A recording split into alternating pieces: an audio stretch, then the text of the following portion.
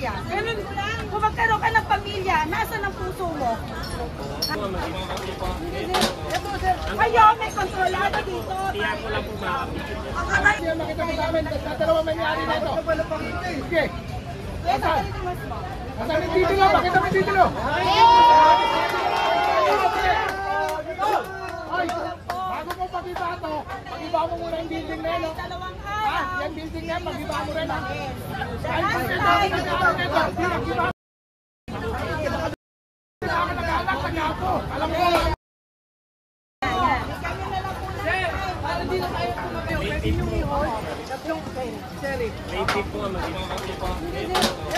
Kayo, may kontrolado dito.